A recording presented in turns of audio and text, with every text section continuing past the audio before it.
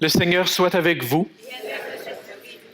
Évangile de Jésus-Christ selon saint Matthieu.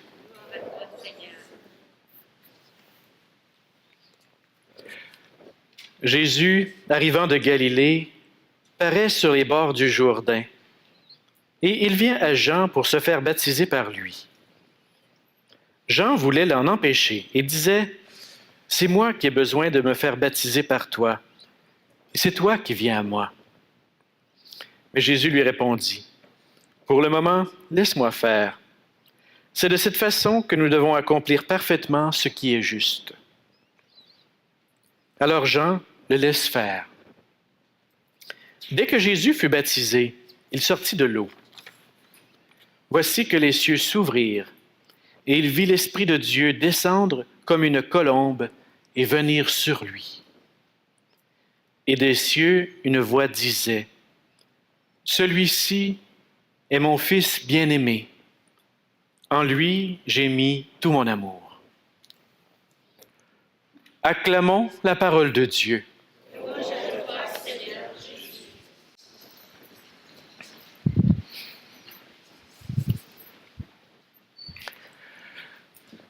Alors ce soir, j'intitule mon homélie « Il n'y a rien qui arrive pour rien ». Avez-vous déjà entendu cette expression-là? Assez courant. Hein? Il n'y a rien qui arrive pour rien. Une expression d'ici qu'on dit assez régulièrement. J'étais avec un ami récemment dans le temps des fêtes et on s'est mis à discuter de qu'est-ce que ça veut dire exactement cette phrase-là? Hein? Il n'y a rien qui arrive pour rien. On dit ça dans toutes sortes de circonstances. Tu manques ton autobus, bah, il n'y a rien qui arrive pour rien. Hein? Tu espérais une promotion au travail, c'est quelqu'un d'autre qui l'a eu. Ah, il n'y a rien qui arrive pour rien. Il peut arriver toutes sortes d'affaires. C'est comme une phrase un peu un passe-partout. Tu es dans un endroit puis tu veux avoir une espèce de phrase consolation à quelqu'un.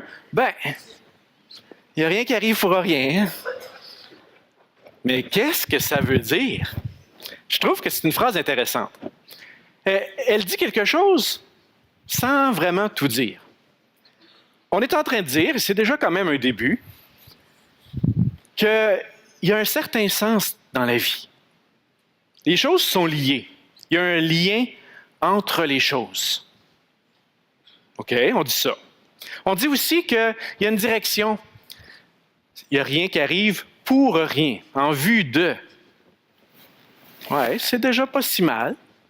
C'est pas si mal. Je trouve que c'est déjà un progrès, considérant que bien des gens, pour eux, rien qui a de sens. Dans le fond, on est dans un monde d'absurdité. Cherchons pas à comprendre. Les choses arrivent, les choses s'en vont, puis la vie, c'est comme ça. Ce serait autre chose, hein? Mais là, il n'y a rien qui arrive pour rien. On est en train de dire qu'il y a peut-être une manière qu'on pourrait comprendre. Mais en même temps, je trouve que la phrase, elle ne nous dit pas grand-chose. C'est une double négative. J'aime pas ça, moi, les doubles négatives. OK? Au lieu de dire « je t'aime », tu dis « je t'haïs pas ». Ça sonne pas aussi bien, hein? J'avais un oncle qui avait tendance à dire ça. Puis, c'est-tu bon, mon oncle? Ben, c'est pas pire. C'est pas pire. J'haïs pas ça. Mais il n'y a rien qui arrive pour rien, c'est une double négative. Si on essayait de dire positivement, tout arrive pour quelque chose. Mais quoi? Eh bien, nous, les chrétiens, on n'est pas juste dans un espèce de sens abstrait, incertain, puis qu'on n'arrive pas à nommer. Un sens presque inaccessible. Parce qu'il n'y a rien qui arrive pour rien. C'est aussi une manière de dire, c'est plus grand que moi, je ne sais pas trop comment je l'expliquer, puis finalement, c'est au-delà de ma compréhension. Je dirais même que dans l'expression, il peut y avoir facilement un petit peu de fatalisme. Il n'y a rien qui arrive pour rien, les choses sont comme ainsi liées, comme si les choses, la conséquence, la suite logique des événements, elle arrivera de toute façon, quoi que l'on fasse. Et à cet égard, il me semble que notre foi chrétienne va plus loin que ça. Elle va nous aider à dire que, bien sûr, on n'est pas dans une compréhension absurde de l'univers. On croit qu'il y a un sens. Mais plus encore, on croit qu'on peut avoir accès à ce sens. On peut comprendre On croit également que ça nous est accessible et qu'on est même co-créateur de ce sens. Ça, c'est une toute autre vision. Il n'y a rien qui arrive pour rien. Il me semble qu'on n'entendrait pas ça dans la vie de Jésus. Regardons un petit peu les événements. Jésus, toute sa vie, il a eu la compréhension profonde de ce pourquoi il était là, du sens de sa vie. Et Jésus, il n'est certainement pas fataliste à se laisser aller par les événements puis à regarder le train passer. Il est un acteur. Il est un co-créateur du projet de Dieu de plein pied, à travers tout son être. À cet égard, je pense qu'il nous donne un exemple très fort. Comment nous pouvons prendre nous aussi notre vie en main et entrer dans un sens profond. Si on regarde la scène du baptême qui nous est racontée aujourd'hui, quand même, plusieurs questions se poseraient. Pourquoi Jésus va se faire baptiser? Hein? Vous savez que le baptême que proposait Jean, c'était un baptême de repentance pour les fautes. Pourquoi Jésus va-t-il se faire baptiser? En fait, Jean-Baptiste il était là, puis Jésus est arrivé, puis vous savez, il a été baptisé, puis il n'y a rien qui arrive pour rien. Il me semble que non, hein? Ça ne marche pas. C'est pas suffisant. Et d'ailleurs, Jésus lui-même le montre à travers toute sa manière d'être dans le récit. Si Jésus va se faire baptiser, il le dit, c'est pour accomplir toute justice. Être juste. C'est peut-être pas quelque chose qu'on dit souvent de nos jours. Moi, j'espère être juste. Il y a juste les enfants qui disent « c'est pas juste ». C'est pas juste. Mais en vieillissant, rarement on dit « moi, je cherche à être juste ». Juste, c'est pas juste. C'est pas seulement, hein? Juste, c'est pas juste d'être correct ou d'être à part égale. C'est pas juste de simplement être correct selon la loi. Dans la perspective juive, être juste, c'est être ajusté au projet de Dieu. Quand Jésus dit « nous devons accomplir tout ce qui est juste », il est en train de nous dire on doit chercher à ajuster toute notre vie au projet de Dieu. Et non pas, il n'y a rien qui arrive pour rien. Okay? Non, cherchons à trouver la volonté de Dieu. Ajustons-nous à son projet. Et ça, c'est la manière d'être de Jésus. Ça va demander un effort, mais ça va aller plus loin qu'une espèce de sens abstrait et indéterminé. Jésus, à travers toute sa vie, va chercher, c'est une discipline, à rester à l'écoute de la voix du Père en lui. Je trouve ça profondément marquant pour nous dans notre manière d'être. Et Jésus, donc, il va chercher à s'ajuster au projet du Père. Jésus, dans le baptême aussi, il devient acteur. Il n'est pas juste spectateur ou récipiendaire. Il devient, je dirais, capable de faire avancer les choses. D'abord, il reçoit le baptême. On va accomplir le projet de Dieu, on va s'ajuster au projet de Dieu. Laisse faire Jean qui était hésitant. Non, on va le faire. Les pères de l'Église déjà se questionnaient, mais voyons donc, pourquoi Jésus aurait besoin de se faire baptiser? Un baptême de repentance, c'était les pécheurs qui allaient se faire baptiser par Jean. Et Jésus, il est sans péché. Alors ils ont dit, il le fait par compassion, par solidarité avec toute l'humanité. D'accord. Je pense que c'est une manière aussi pour Jésus de nous dire, je ne commence pas à partir de rien. C'est le début du ministère de Jésus que nous avons là, dans le récit ce soir. Mais je ne commence pas à partir de rien. Je suis un héritier. Je reçois ce que d'autres ont amené avant moi. Comme chrétien, on a été baptisés, on est inscrit dans une grande famille, une tradition. Il y a des gens qui nous ont précédés, qui nous ont apporté. Être héritier, ça nous amène à une certaine humilité. Ce n'est pas nous autres qui avons inventé la roue, là. Ce n'est pas nous autres qui allons à chaque fois tout repartir à zéro comme s'il n'y avait rien eu avant. Il y aurait de l'orgueil là-dedans, de croire ça. Non, il y a des gens qui nous ont précédés. On va accueillir. Et Jésus lui-même le fait. Il se laisse baptiser. Mais ça ne signifie pas à partir de là qu'on ne peut plus rien changer et qu'il n'y a plus rien à faire. Ça ne signifie pas qu'on a toujours fait ça comme ça, on va être obligé de faire ça comme ça tout le temps. Non. C'est à notre tour.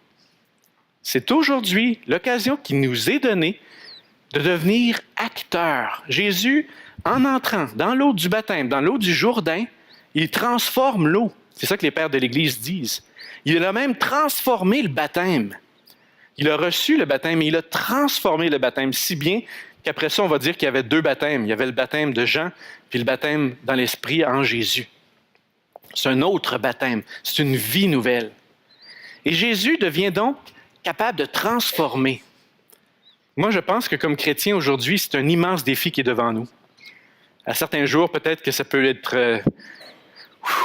c'est très, très exigeant quand on regarde tout ce qu'on aurait à faire. Mais en même temps, si chacun d'entre nous, on relève, on prend notre part, et ensemble, avec l'Esprit, mais c'est le temps qui nous est donné aujourd'hui. Je dirais pour changer le monde. Je relisais ces jours-ci l'exhortation du pape François, puis il dit, être disciple, là, ça signifie toujours de vouloir changer le monde. Moi j'aime ça, moi. Vous autres, aimez-vous ça? Ouais. Mais oui, on va changer le monde. Il y a quelque chose à faire, OK? Donc Jésus, par son baptême, devient un agent de changement. Puis en plus, à ce moment-là, il va faire une des expériences fondatrices de sa vie. Il expérimente d'une manière extraordinaire à quel point il est aimé. Et je ne pense pas qu'on puisse faire quoi que ce soit en ce monde sans avoir eu cette expérience. On ne changera pas le monde à coup d'effort, puis de guerre ou de puissance, mais à partir d'une expérience profonde d'être aimé. Et Jésus, il a eu cette expérience. Et c'est grâce à cette expérience qu'il va devenir le Messie, celui qu'il est. Tu es mon Fils bien-aimé. En toi, j'ai mis tout mon amour. Il me semble qu'on aurait tous besoin d'expérimenter ça. Tu es aimé. Tu es aimé. En toi, je mets tout mon amour. Le 25 juillet 1971, savez-vous qu'est-ce qui s'est passé le 25 juillet 1971? Quelqu'un a une idée? Hein? Ben, c'est ça. C'était un beau jour d'été, semble-t-il. C'est le jour où j'ai été baptisé. C'était le père Raymond Quesnel, un père Oblat. Il y en a qui l'ont connu ici, je pense, hein? Le père Raymond Quesnel. Et c'était dans la chapelle du pavillon Tabaret. Imaginez, à l'époque, il y avait une chapelle à Tabaret. J'ai été baptisé là. Donc, j'ai regardé dans les registres, et oui, j'ai été baptisé dans la paroisse Sacré-Cœur. Pourquoi je vous dis ça? Parce qu'il faut absolument se souvenir de cette date? Non. Ben, en tout cas, le 25 juillet prochain, vous venez me voir. Bonne fête d'anniversaire de ton baptême. Ça m'intéresse. Mais pourquoi? Le pape récemment, ça fait 3-4 fois, même je pense plus que ça encore, ça fait plusieurs fois en tout cas, qu'il n'arrête pas de dire à tout le monde, savez-vous la date de votre baptême? OK, là, je veux faire un exercice. Levez donc la main ceux qui savent la date de leur baptême. Levez la main. OK?